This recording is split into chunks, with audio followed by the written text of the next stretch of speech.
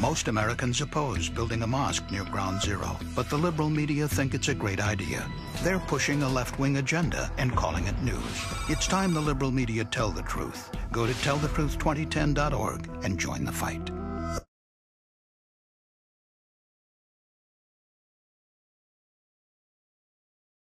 Operation Black Storm, a coalition whose goal is to promote conservative African-American congressional candidates, says that the Democratic Party has done a, quote, wonderful job marketing itself to minority groups, but members of the black community do not need government handouts. The group also says that the Democratic Party has, quote, told us capitalism is bad.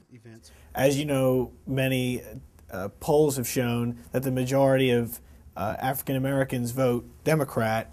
I'm interested to hear your take on why you think that's the case and what the Republican Party can do, Republican Party leadership, to capture more African-American votes.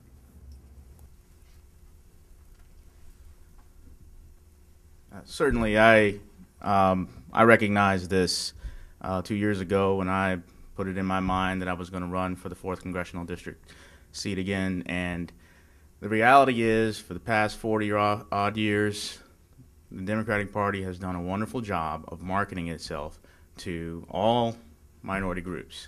They essentially shoot for the identity politics angle. If you're a woman, they play choice issues. If you're Hispanic, they play illegal immigration issues. If you're black, they play issues related to the black community, whether it's welfare, affirmative action, all of these things.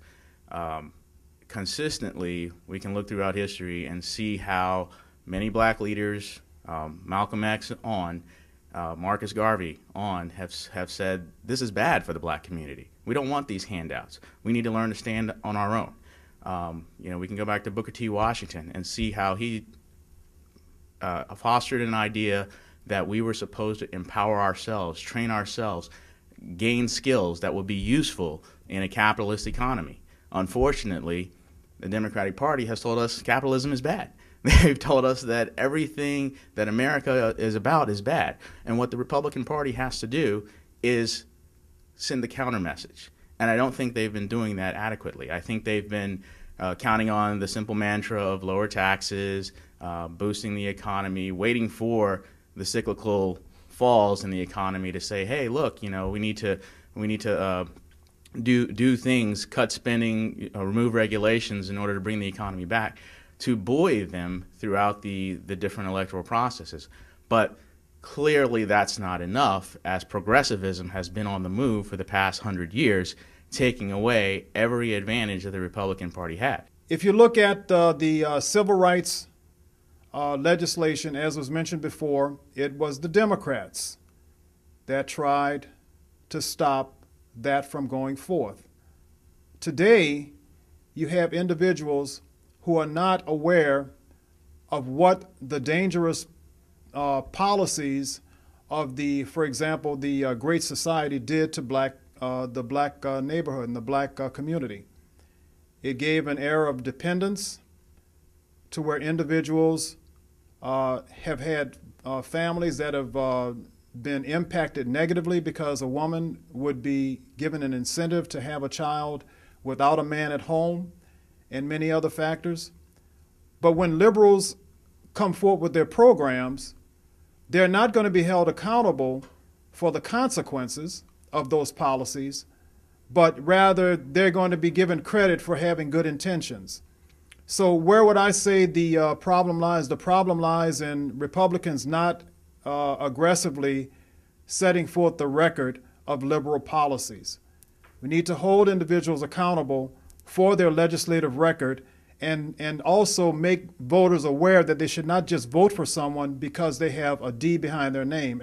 My experience has shown that in the black community, the word conservatism or conservative is synonymous with the word racist. We have to make sure that in the black community, when we go and speak and engage, they understand the definition of what conservative means.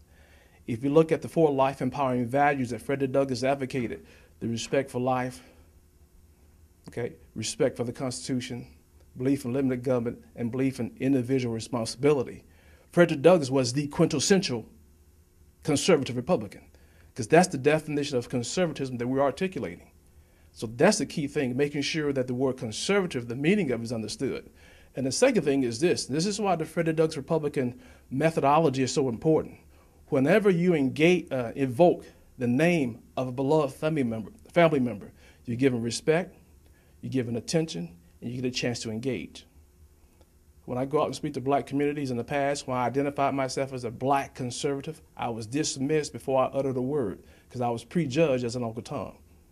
Now when I engage, I identify myself as a Frederick Douglass Republican, and articulating those life-empowering values, I get a chance to engage. I get a chance to teach. So what that does, this Frederick Douglass Republican concept, it trumps the race card.